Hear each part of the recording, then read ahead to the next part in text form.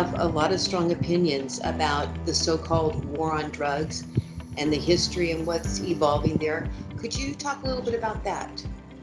Sure.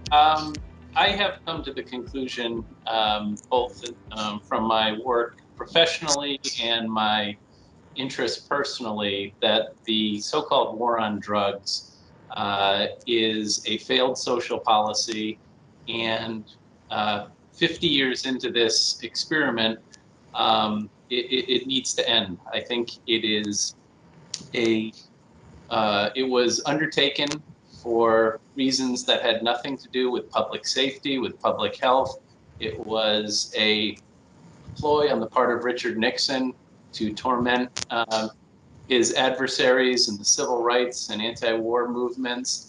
And since then, we have devoted incredible resources to addressing a problem that has been worse than ineffectual. Hard drugs are more prevalent, cheaper, and more dangerous than they have ever been.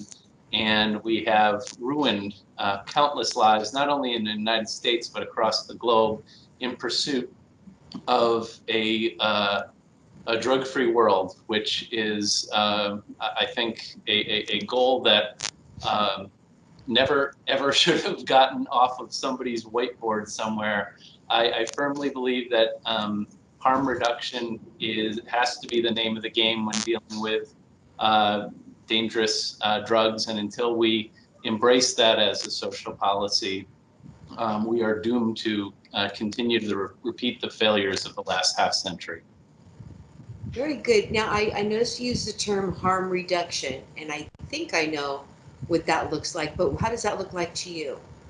Harm reduction starts with an understanding on an individual level that where people are, you get a baseline sense of where they are in their relationship with certain drugs, and then you work with them to try to find ways to put themselves in a place where the harm of their current circumstances can be decreased. So that might, for example, include for intravenous drug users, needle exchange programs are a form of harm reduction.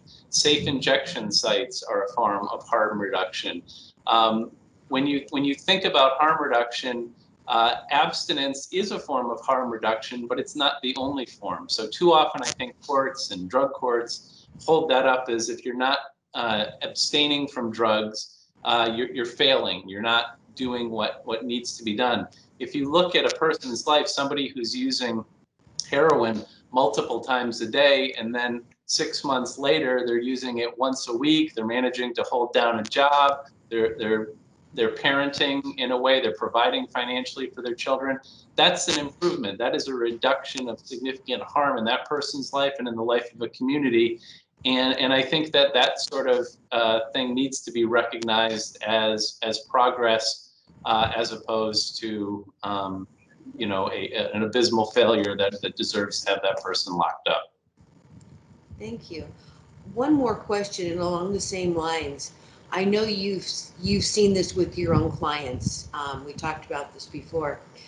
How does that stigma of being labeled, quote unquote, a drug user, a drug addict, impact someone's life?